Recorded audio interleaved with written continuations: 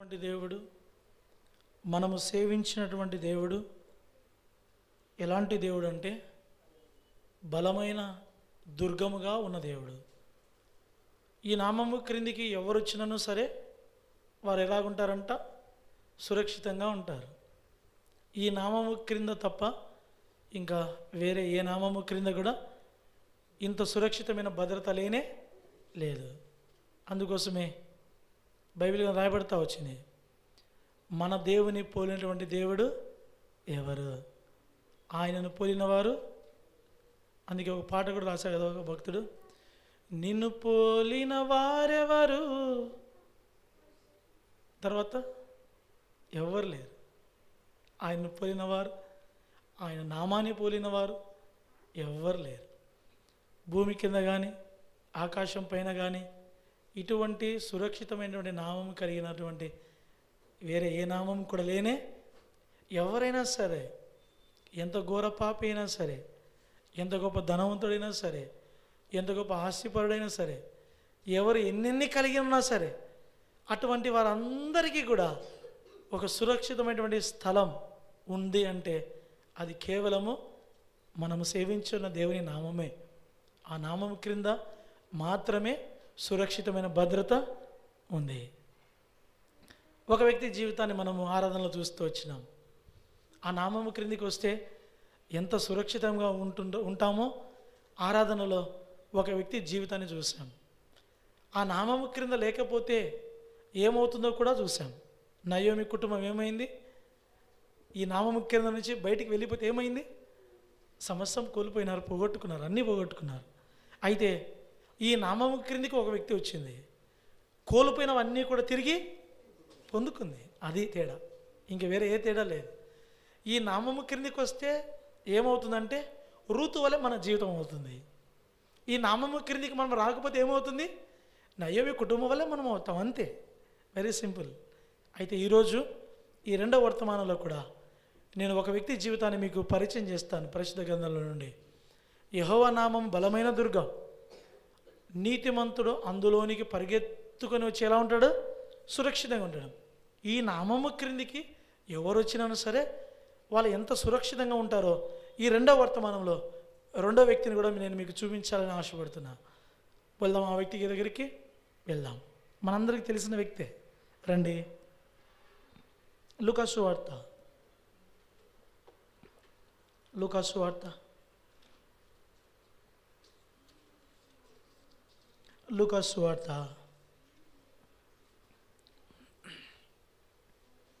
19వ అధ్యాయము.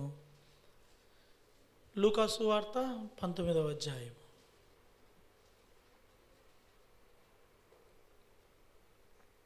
లూకా సువార్త 19వ అధ్యాయం. అర్థం కావడం కోసం మొదటి 2 వచనాలు చదువుదాం, లేదా మొదటి 3 వచనాలు చదువుదాం. అర్థం కావడం కోసం మొదటి 3 వచనాలు చదువుదాం. ప్రారంభించండి. ఆయన సంచరించుచు యెరికో పట్టణంలో ప్రవేశించి దాని గుండా పోవచ్చుండెను.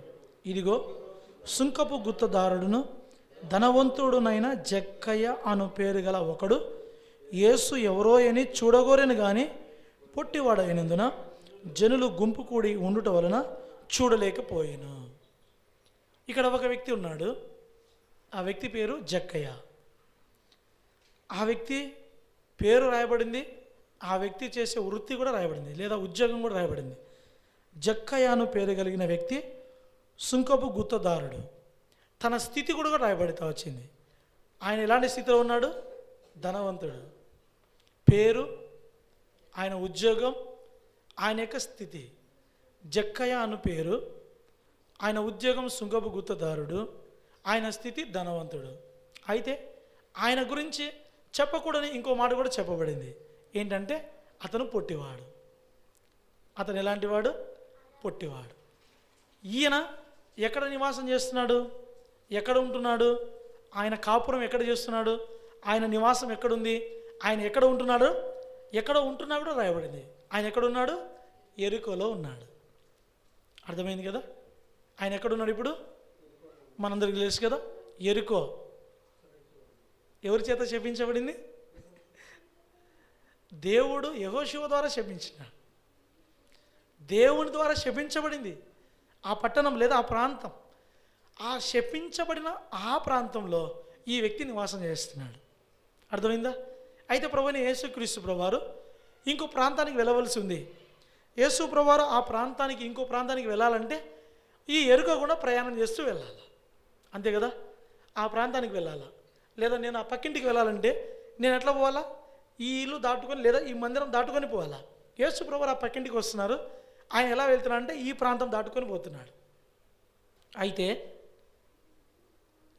ఈ యొక్క జక్కయ్యకు లేదా ఈ సుంకపు గుత్తదారునికి లేదా ఈ ధనవంతునికి లేదా ఈ పొట్టివానికి ఏమని ఆలోచన వచ్చిందంటే యేసు ప్రభు ఎవరో చూడాలా. ఎందుకు వచ్చిందో తెలియదు, ఈ ఆశ, ఈ ప్రేరణ ఎందుకు వచ్చిందో తెలియదు. లేదా యేసు ప్రభును చూడాలన్న ఆలోచన తనకు ఎందుకు వచ్చిందో మనకు తెలియదు. బహుశా నేను అనుకుంటాను యేసు ప్రభు వారు అప్పటికే అనేకమైన ప్రాంతాలు సందర్శించినాడు. అనేక మంది యేసు ప్రభు ద్వారా అప్పటికే బాగు చేయబడినారు. అనేక మంది యేసు ప్రభు చేత చూడరాని అద్భుతాలు ఆశ్చర్యకాలు అప్పటికే పొందినారు. బహుశా నేను అనుకుంటాను, ఇది నా ఆలోచన మాత్రమే, బహుశా నేను అనుకుంటాను ఒకవేళ ఈయన పొట్టివాడుగా ఉండడానికి ఇష్టపడలేదేమో. ఎలా కావాలనుకున్నాడు? పొడుగువాడు కావాలనుకున్నాడేమో. ఒకవేళ యేసుప్రభు దగ్గరికి వస్తే ఒకవేళ నన్ను పొట్టివాడిగా ఉన్న నన్ను ఒకవేళ ఏమైనా ఆయన ముట్టి నన్ను ఏమైనా పొడుగు చేస్తాడు ఒక లోపల ఉన్నట్లు నా సొంత ఆలోచన ఇది. అర్థమైంది కదా? ఒకవేళ ఎందుకు వచ్చింది ఈ ఆలోచన తనకి అని ఆలోచించడం నాకు ఈ ఆలోచన వచ్చింది. యేసు ప్రభును చూడాలన్న ఆలోచన వచ్చింది. యేసు ప్రభును చూడాలన్న ఆలోచన వచ్చిన వెంటనే ఇప్పుడు యేసు ప్రభు వారు ఆ మార్గం కూడా వస్తున్నాడని తెలుసుకున్నాడు. తనకు ఆలోచన ఎప్పుడో పుట్టింది యేసు ప్రభును చూడాలని. అయితే యేసు ప్రభు ఎక్కడుంటాడో ఎలా ఉంటాడో ఈ మార్గం కూడా వస్తాడేమోనని యేసు ప్రభు వారు ఎక్కడికి వెళ్తున్నాడో కొంచెం సమాచారం కూడా తెలుసుకుంటున్నాడు. ఇప్పుడు యేసు ప్రభు వారు ఎక్కడ ఉంటున్నారు, ఆయన ఎక్కడెక్కడ ఉండబోతున్నాడు కొంచెం సమాచారం కూడా తెలుసుకుంటూ ఉన్నాడు. ఇప్పుడు తెలిసింది ఆయనకు ఏమనంటే ఈ ఎరికో గుండా ఆయన ఒక దినం పోబోతున్నాడు. ఆయనకు తెలిసింది ఈ ఎరుకో గుండా పోతున్నాడా, ఎట్టాగైనా సరే నేను ఇప్పుడు యేసు ప్రభుని ఏం చేయాలా? చూడాలా. అర్థమైందా? అలా చదవాలా సెంటెన్స్. మనకి ఈ ఫార్మేషన్ అర్థం కావాలంటే బైబిల్ అలా చదవాలా. ఇప్పుడు యేసు ప్రభు యొక్క విషయాల గురించి కొంచెం ఆసక్తిగా ఉన్నాడు. ఇప్పుడు యేసు ప్రభు ఎరుకోకుండా వేరే ప్రాంతానికి వెళ్తున్నాడని తెలుసుకున్నాడు. ఇప్పుడు కన్ను వేస్తున్నాడు. యేసు ప్రభు ఎప్పట్లో వచ్చినా ఏం చేయాలా? ఖచ్చితంగా యేసు ప్రభు నేను చూడాలా, ఇప్పుడు మిస్ చేసుకోకూడదు నేను. అయితే ఆ సమయం రానే వచ్చింది. యేసు ప్రభు ఎరుకోకుండా పోయే సమయం రానే వచ్చింది. యేసు ప్రభు వారు వచ్చినారు, ఆ ఎరుకోకుండా వెళ్తున్నాడు. అయితే యేసు ప్రభు వారు ఎరుకోకుండా వస్తున్నప్పుడు యేసు ప్రభుని అనేక మంది జనులు గుంపులుగా వెంబడిస్తున్నారు. ఇప్పుడు యేసు ప్రభు చూడాలని ఆశ వచ్చింది కదా, పరిగెత్తుకుంటూ వచ్చినాడు. పరిగెత్తుకుంటూ వచ్చేసరికి యేసు ప్రభు చుట్టూ ఎవరున్నారు? చుట్టూ జనులు ఉన్నారు. చుట్టూ జనులు ఉంటే యేసు ప్రభు ఆయనకు కనవల్లే. కారణం ఏమి? పొట్టివాడు. యూదా బెత్లెహేములో లేదా ఇజ్రాయేల్ దేశంలో అక్కడ ఉన్నవారు సరాసరి సగటున ఎవరు కూడా 6 అడుగుల కంటే తక్కువ ఉండనే ఎవరు ఉండరు. వాళ్ళ హైట్ సామాన్యమైన వాళ్ళ హైట్ 6 అడుగులు. 6 అడుగుల కంటే వాళ్ళు ఎత్తులోనే ఉంటారు అందరూ. అర్థమైంది కదా? ఇప్పుడు జక్కయ్య పొట్టివాడు, ఇప్పుడు 6 అడుగుల కంటే ఎక్కువ ఉన్నాడు. ఈ ప్రజలందరూ యేసుప్రభుని చుట్టుముట్టుంటే కనబడతాడు యేసుప్రభు? కనబడాడు. ఇప్పుడు పొట్టివాడు కూడా ఈ జక్కయ్యకు వెంటనే ఆలోచన వచ్చింది. ఎందుకంటే సుంకపు గుత్తదారుడు కదా, వడ్డీ మీద వడ్డీలు ఎట్లా వేళ బాగా తెలిసిన వాడు. అంటే ఈయన బ్రెయిన్ చాలా షార్ప్, ఈయన ఆలోచన విధానం చాలా షార్ప్. అందుకోసమే వెంటనే ఆలోచన వచ్చింది. పక్కనే ఒక చెట్టు ఉంది. ఏ చెట్టు ఉంది? ఒక మేడి చెట్టు ఉంటే అది మేడి చెట్టు అని చూసినాడంతే. ఆ మేడి చెట్టు ఎలా ఉంటుందో అర్థం కాలే. అది ఎక్కితే ఒకవేళ ముళ్ళుగా ఉంటుంది. మేడి చెట్టు ఎలా ఉంటుంది? మేడి చెట్టు, తాటి చెట్టు, ఈత చెట్టు, ఇవి 3 ఒకే గ్రూపుకి చెందినవి, ఒకే ఫ్యామిలీ గ్రూపుకి చెందినవి. సరాసరి అటు ఇటుగానే ఉంటాయి.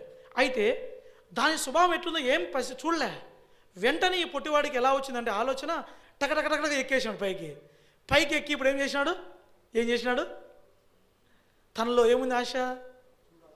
చెట్టు ఎక్కైనా చూడాలా, కింద నుండి ఏం చూడాలా, ఎట్లాగైనా సరే యేసు ప్రభును చూడాలా. ఇప్పుడు యేసు ప్రభును చూడాలన్న ఈ చిన్న ఆశ యేసు ప్రభును చూసేలాగా చేసింది. ఇప్పుడు తన కోరిక తీరిందా తీరలేదా? తీరింది. అయితే ఇక్కడే అద్భుతం జరిగింది. యేసు ప్రభును చూడాలన్న కోరిక కొంచెం కష్టమైనా సరే చెట్టు ఎక్కడం కష్టమే. అసలే పొట్టివాడు కదా, కొంచెం పొట్టి చెట్టు ఎక్కడం కష్టమే. అందులో కొంచెం కష్టమైన చెట్టే అది కూడా. ఆ చెట్టు ఎక్కి చూడడం కష్టమే. ఎట్టకేలకు కొంచెం కష్టపడైనా సరే యేసు ప్రభుని మొత్తానికైతే చూసినాడు. ఎప్పుడైతే ఆయన చెట్టు ఎక్కి యేసు ప్రభుని చూసినాడో, యేసు ప్రభు ఉన్న పాటున ఉన్న స్థలంలో, ఆ చెట్టు ఎక్కినటువంటి స్థలంలోనే యేసు ప్రభు ఒక్కసారి ఆగినాడు. ఆగి వెంటనే జక్కయ్య ఏమన్నాడు? జక్కయ్యకి ఎట్లా తెలుసు యేసు ప్రభు? జక్కయ్య యేసు ప్రభు ఇంతకుముందు ఎక్కడ కలిసినారా? లేదే. జక్కయ్య యేసు ప్రభుని ఇదే ఫస్ట్ టైం చూడడం. యేసు ప్రభు కూడా ఆ ప్రాంతాన్ని రావడం ఇదే ఫస్ట్ టైం. అసలు జక్కయ్య యేసు ప్రభుకి తెలియదు. ఇప్పుడు జక్కయ్య చెట్టు ఎక్కినాడు, యేసు ప్రభుని చూడాలని ఆశ తీర్చుకున్నాడు. ఇప్పుడు యేసు ప్రభు కూడా, అందుకే వాక్యంలో ఒక మాట ఉంది కదా, ఆశ కలిగిన ప్రాణాన్ని ఆయన, ఈయన లోపల ఏముంది? ఆయనకు ఆశ ఉంది. ఇప్పుడు ఆశ కలిగిన ప్రాణాన్ని ఏం చేయాలి ఈయన? అందుకే అపోస్తల కార్యం రాయబడతా వచ్చింది, ఆయన హృదయ ఆంతర్యములు ఎదిగినవాడు. మన దేవుడు ఎలాంటి వాడు? మత్తయి సువార్తలో అన్నమాట, యేసు ప్రభు వారు ఆంతర్యం ఎదిగినవాడు. ఇప్పుడు చుట్టూ జనాలు ఉన్నారు, వారి ఆంతర్యంలో ఏముందంటే యేసు ప్రభును కలుసుకోవాలని వాళ్ళకేం లేదు. యేసు ప్రభుని చూడాలి, యేసు ప్రభుని ఏదో వెంబడిస్తున్నామంటే వెంబడిస్తున్నాం, కానీ అంతమంది జనుల కింద యేసు ప్రభు చుట్టూ గుమికూడు ఉన్నారే కానీ అక్కడ ఉన్న వారందరికీ లోపల ఏం లేదు, ఆశ లేదు. అయితే ఒక్కనికే ఉంది ఆశ, ఆ జక్కయ్యకి మాత్రం ఉంది ఆశ. కనుకనే జక్కయ్యను చూసి వెంటనే ఏమన్నాడు? జక్కయ్య త్వరగా దిగో. ఎట్లా దిగింటాడో నేను అనుకుంటా, సర్రని ఏమన్నా జారిండొచ్చేమో అంటే కదా. చిన్నప్పుడు నేను కూడా ఆడినా, కోతికొమ్మ చాటలు ఆడినా కదా. ఇప్పుడు ఎక్కడ పొలాల్లోకి వెళ్ళి ఎక్కడ కోతికొమ్మ చాటుతూ ఉంటే ఆ ఎవరైనా కాపరి ఉంటాడు కదా, ఆయన వచ్చి రే మీరు చెట్లు ఎక్కడ కొడతారంటే మనం ఏం చేసింటాం? పైనుంచి చిన్నగా దిగింటామా, లేకపోతే సర్రని జారింటామా? దూకిన సందర్భాలు ఉంటాయి, సర్రని జారిన సందర్భాలు ఉంటాయి. ఇప్పుడు యేసు ప్రభు కూడా జక్కయ్య నువ్వు త్వరగా దిగు అంటనే జక్కయ్య ఏం చేసింటాడు? ఈయనకు నేనంటే తెలుసు, కంగారు వచ్చింటుంది. ఈయనకు నా పేరంటే తెలుసు, కంగారు వచ్చింటుంది. ఈయన నా గురించి ముందు ఎరుగా, కంగారు వచ్చింటుంది. ఇప్పుడు ఆ కంగారులో ఎట్ట దిగినాడో సర్రని దిగి కిందికి వచ్చేసినాడు, నిలబడుకున్నాడు. యేసుప్రభు దగ్గరికి వచ్చినాడు. జక్కయ్య నేడు నేను నీ ఇంట ఉండవలసింది, ఇంటికి పోదామన్నాడు. ఇదేంది? నేను యేసుప్రభుని చూడాలనుకున్నా అంతే, యేసుప్రభుని కలవాలని కూడా అనుకోలే, నేను చూడాలనుకున్న ఆశ అంతే. యేసుప్రభుని చూడాలని ఆశ నాలో పుట్టింది. ఈయన నన్ను పేరు పెట్టి పిలిచినాడు. మొదటిది కదా, పేరు పెట్టి పిలిచినాడు. రెండవది ఏంది? యేసుప్రభు ఏంది, మీ ఇంటికి వెళ్దాం పదా, మీ ఇంట్లో నేను ఉండాల్సి ఉంది అంటున్నాడే. ఆశ్చర్యపోతున్నా, ఏం అర్థం కావడంలే, ఏమవుతుందో ఏం అర్థం కావడంలే. ఇప్పుడు ఏమైందంటే, ఇప్పుడు యేసుప్రభుని వెంట పెట్టుకొని నేను అనుకుంటాను, చేతులు పట్టుకొని వెళ్ళొచ్చు, లేదా చేయి మిందేసుకొని పోయిండొచ్చు కదా, ఇద్దరు కలిసి వెళ్ళొచ్చాడు. ఎలాగోలా సరే నడుచుకుంటూ ఎట్లా ఏమైనారు? ఇప్పుడు మొత్తానికి జక్క ఇంటికి చేరుకున్నారు. మార్గ మధ్యంలో జక్కయ్యకు యేసు ప్రభువుకు మధ్య ఏమి జరిగిందో నాకు తెలియదు, కానీ ఒక అద్భుతం జరిగింది. జక్కయ్య ఇంటిలోనికి వచ్చిన తర్వాత వాళ్ళిద్దరు ఏం మాట్లాడుకున్నారో నాకు తెలియదు, కానీ ఒక అద్భుతం జరిగింది. ఎప్పుడైతే యేసు ప్రభు జక్కయ్య ఇంటి లోపలికి వచ్చినాడో, జక్కయ్య ఇంటి లోపలికి రాగానే ఇప్పుడు జక్కయ్య మాట్లాడుతున్నాడు. ఏమని మాట్లాడుతున్నాడు? చదువుదాం అన్నమాట, అర్థం కావడం కోసం చదువుదాం. 5వ వచనం చదువుదామా? యేసు ఆ చోటికి వచ్చినప్పుడు కన్నులెత్తి చూచి, జక్కయ్య త్వరగా దిగము, నేడు నేను నీ ఇంట ఉండవలసి ఉన్నది అతనితో చెప్పగా, అతడు త్వరగా దిగి సంతోషంతో ఆయనను చేర్చుకున్నాను. అందరూ అది చూచి, ఈయన పాపి అయిన మనిషిని యొద్ద బస చేయ వెలవలనని చాలా సనుగుకొని జక్కయ్య నిలబడి, ఇదిగో ప్రభువా ఏమన్నాడు? ఇదిగో ప్రభువా ఏమన్నాడు? నా ఆస్తిలో సగము బీదలకి ఇచ్చుచున్నాను.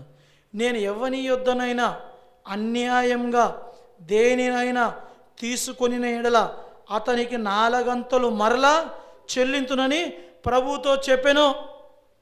యేసు ప్రభు ఏమని అన్నాడా? నువ్వు పాపివని అన్నాడా? నువ్వు దుర్మార్గుని అని అన్నాడా? నువ్వు ఎక్కువ వసూలు చేసావన్నాడా? నువ్వు తీసుకోవాల్సిన దానికంటే ఎక్కువ తీసుకున్నావు అన్నాడా? నువ్వు చాలా అన్యాయస్తుడు అన్నాడా? నువ్వు అన్యాయంగా ఆస్తిపాస్తులు సంపాదించావన్నాడా?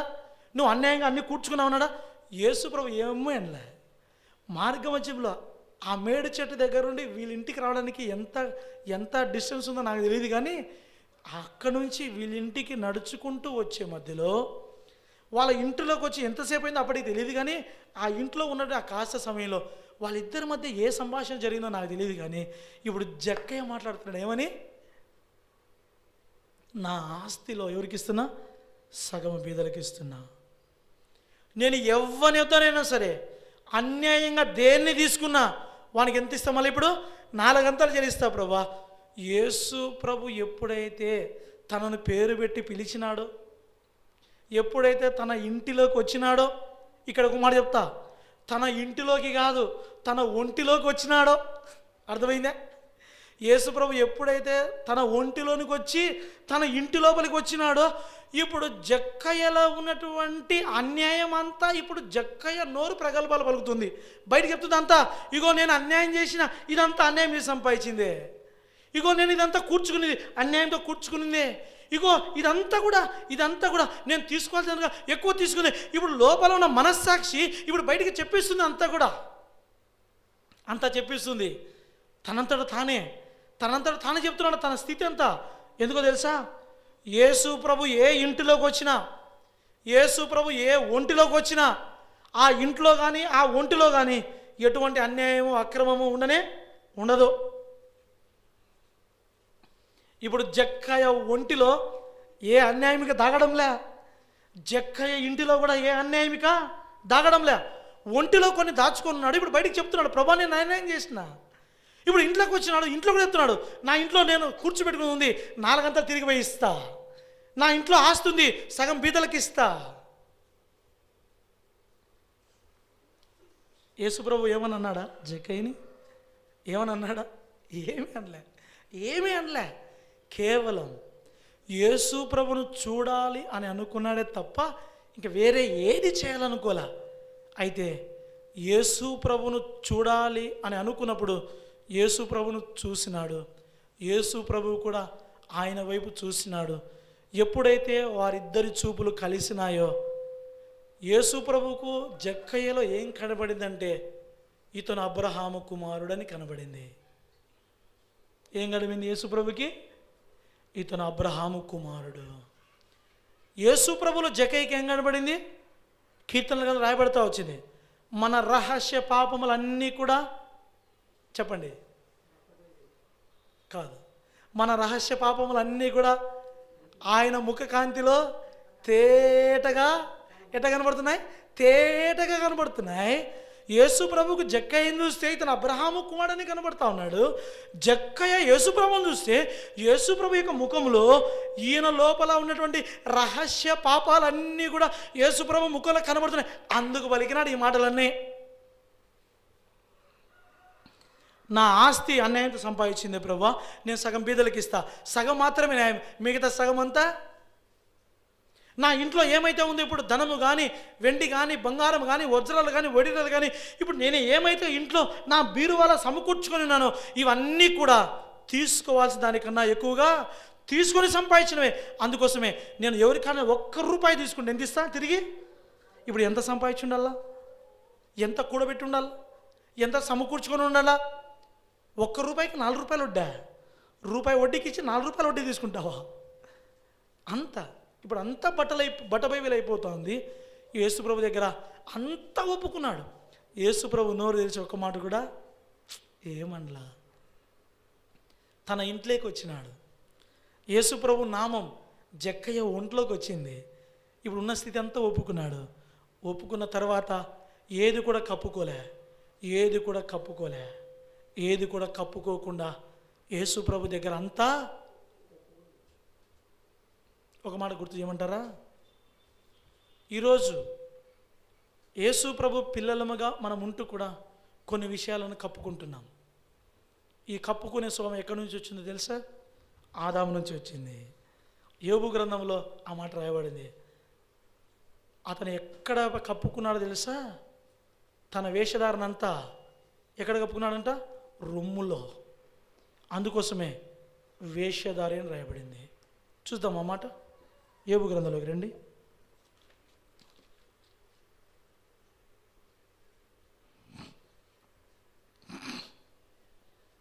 యోబు గ్రంథం 31వ అధ్యాయం. యోబు గ్రంథం 31వ అధ్యాయం చదుదామా. 33, 34 వచనాలు. 33, 34 వచనం కలిసి చదుదాం. ఆదాము చేసినట్లు నా దోషములను దాచిపెట్టుకొని మహాసమూహమునకు భయపడియు కుటుంబముల తిరస్కారమునకు జడిసియు నేను మౌనముగా నుండి ద్వారము దాటి బయలు వెళ్ళక రొమ్ములో నా పాపమును కప్పుకొనిన ఎడల పరమననున్న దేవుని దృష్టికి నేను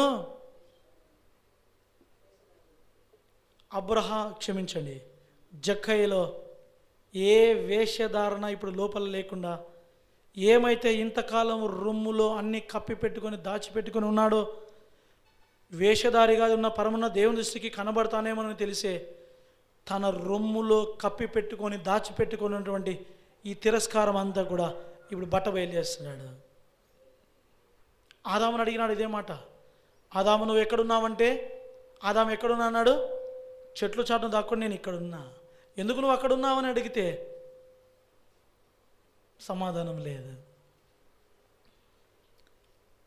యేసు ప్రభువారు జక్కయ్యను దర్శించినాడు. యేసు ప్రభువారు జక్కయ్యను సందర్శించినాడు. యేసు ప్రభువారు జక్కయ్య ఇంటికి వచ్చినాడు. జక్కయ్య ఇల్లు మానవుని యొక్క హృదయానికి సాదృశ్యంగా ఉంది. మానవుని యొక్క హృదయంలో యేసు ప్రభువారు నివసించాలంటే ఆ యొక్క మానవ హృదయములో కప్పిపెట్టుకొని ఉన్నటువంటి ఏది కూడా వేషధారణతో కూడినది ఏది కూడా లోపల ఉంటే అక్కడ యేసు ప్రభువారు ఉండడు. ఏమైనా లోపల కప్పి పెట్టుకొని దాచిపెట్టుకొని ఉంటే దానిని ఒప్పుకొని విడిచిపెడితే ఇప్పుడు సామెత గ్రంథం రాయబడతా వచ్చింది, అతిక్రమములను దాచిపెట్టేవాడు వర్ధిల్లడు, వాటిని ఒప్పుకొని విడిచిపెట్టువాడు కనికరము పొందును. అబ్రహాము జక్కయ్య ఏ అతిక్రమమును కూడా ఇప్పుడు లోపల దాచుకోలే, అన్నీ కూడా ఒప్పుకున్నాడు, విడిచిపెట్టడానికి ఇష్టపడ్డాడు. కాబట్టి ఇప్పుడు జక్కయ్య వర్ధిల్లుతున్నాడు.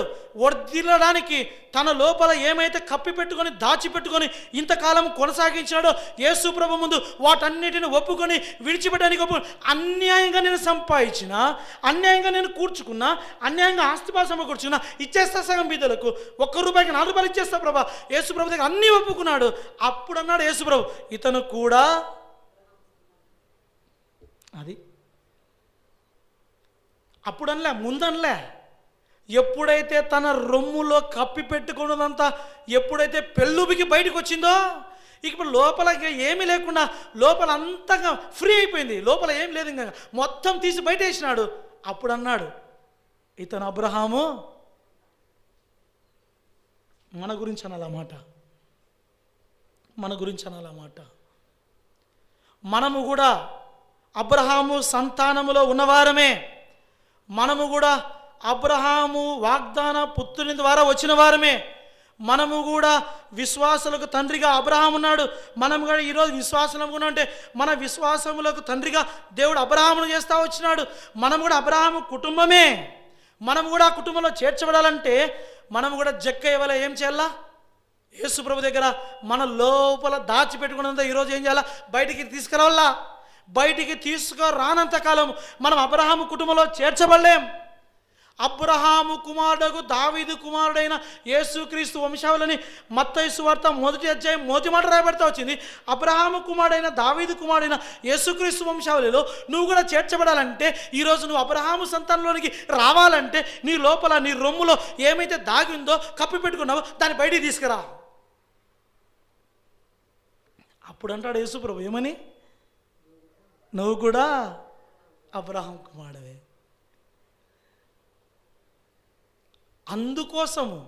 అందుకోసమే ఈ బల్ల మనకు, అందుకోసమే దేవుని సన్నిధి మనకు, అందుకోసమే దేవుని వాక్యం మనకు, అందుకోసమే బోధకులు మనకు, అందుకోసమే పరిశుద్ధాత్మ మనకు.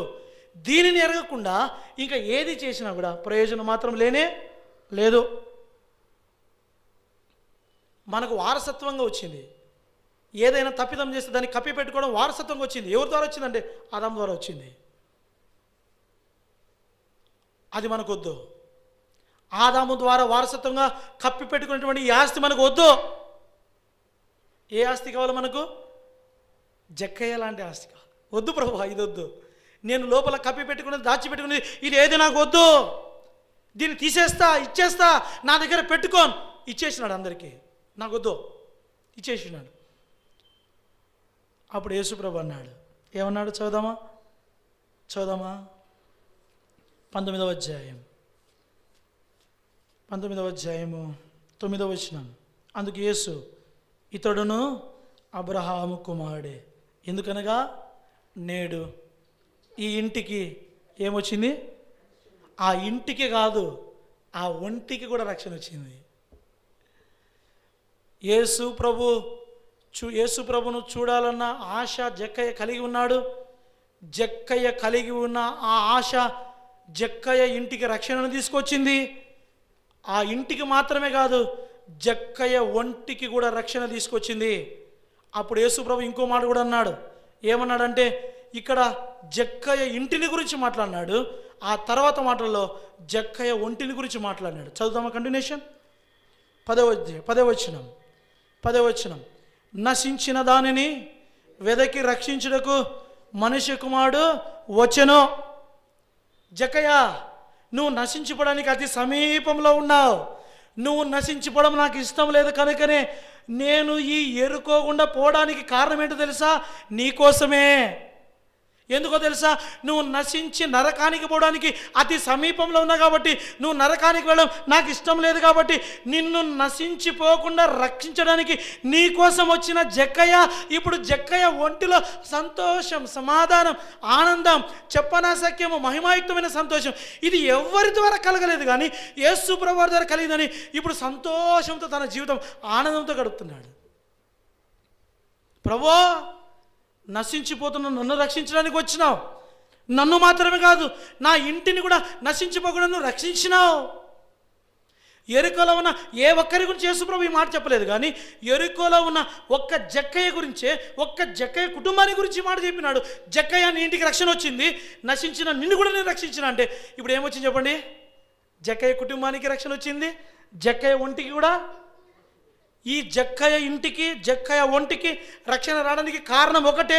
జక్కయ్య ఒంటిలో నుండి, జక్కయ్య ఇంటిలో నుండి వేషధారత కూడింది ఏది కూడా తన ఒంటిలో కానీ తన ఇంటిలో కానీ లేదు, అంతా బయటికి పోయింది. ఈరోజు మన ఒంటిలో నుండి, మన ఇంటిలో నుండి కూడా అదంతా బయటికి పోతే మనము కూడా మన ఇంటికి రక్షణ సంపాదించుకున్నవారు మొత్తం, మన ఒంటికి రక్షణ సంపాదించుకున్నవారు మొత్తం. జక్కయ్య కేవలం చూడాలని ఆశ కలిగినాడు, అంతే. మనం చదివాం కదా, నీతిమంతుడు అందులోనికి పరిగెత్తుకొని వెళ్ళి ఎలా ఉంటాడు? సురక్షితంగా ఉంటాడు. ఇప్పుడు నేను అడుగుతా ఒక ప్రశ్న. యేసు ప్రభు జక్కయ్య ఇంటికి రాకమునుపు జక్కయ్య ఇంటికి భద్రత ఉందంటారా? ఎంతమంది కన్నం వేయాలని ఎదురు చూస్తున్నారో. జక్కయ్య కానీ కొలగొట్టాలరా ఏదో ఒక రోజు, వాని ఇంట్లో పడితే ఉంటుందిరా మనకు. ఇప్పుడు చెప్పండి, యేసు ప్రభు ఆ ఇంటికి వచ్చినాడు, ఇప్పుడు ఎవడైనా కొల్లగొట్టగల ఆ ఇంటిని? ఎవడు కొల్లగొట్టలేడు. ఎందుకో తెలుసా? యేసు ప్రభు దర్శించిన కుటుంబం, యేసు ప్రభు దర్శించినటువంటి వ్యక్తి, ఆ వ్యక్తిని కొల్లగొట్టడం కానీ, ఆ కుటుంబాన్ని కొల్లగొట్టడం కానీ ఇక శత్రువైన సాతానుతో సాధ్యము కానే కాదు. కారణం ఏంటంటే యేసు ప్రభు కోరుకొని వచ్చినాడు ఆ ఇంటికి. జక్కయ్య, నేడు నేను నీ ఇంట ఉండవలసి ఉంది. ఈరోజు యేసు ప్రభు వారు మనతో చెప్తున్న మాట కూడా అదే. యేసు ప్రభు వారు మనతో అంటున్న మాట కూడా అదే. యేసు ప్రభు వారు మన ఇంట్లోకి రావాలని ఈరోజు ఆయన ఆశపడుతున్నాడు. మన ఒంట్లోకి రావాలని ఆయన ఆశపడుతున్నాడు. జక్కయ్య త్వరపడి దిగి సంతోషంతో ఆయన చేర్చుకున్నాడు.